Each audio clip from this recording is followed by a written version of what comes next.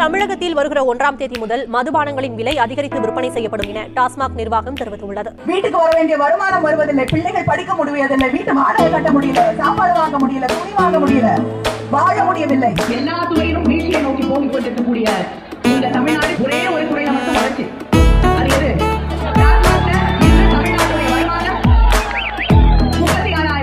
இந்தியாவிலேயே அதிகமாக இளம் விதவைகள் இருக்கக்கூடிய மாநிலமாக தமிழ்நாடு மாறிக்கொண்டிருக்கிறது. இளம் விதவைகள் நிச்சயமாக உறுதியாக நான் சொல்றேன், நிச்சயமா அதை செய்வோம்.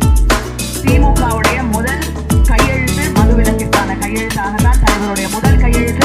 மதுக்கடைகள் 10 மணிக்கு அப்புறம் மது விற்பனை இல்லைன்னு சொல்றாங்க. ஆனாலும் அதற்கப்புறம் 11-12 மணிக்கு கூட விற்கப்படுகிறது. நிச்சயமாக திமுக தலைவர்கள் அவர்கள் குடும்பங்கள் நேரடியாக நடத்தக்கூடிய மது ஆலைகள் மூடப்படும். நல்ல நேரம்லாம் யாரும் பார்க்கல.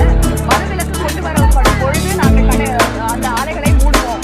ஒரு நாள் டாஸ்மாக் கடைகள் இல்லாத தமிழகத்தை உருவாக்கக்கூடிய அத்தனை முன்னேற்றங்களை திராவிட முன்னேற்ற கழகம் செய்யும். தமிழ்நாட்டில் மதுவிலக்கு சாத்தியமா சாத்தியம் தரும்.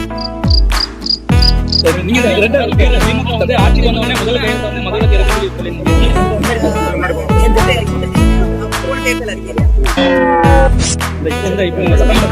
சட்டமன்ற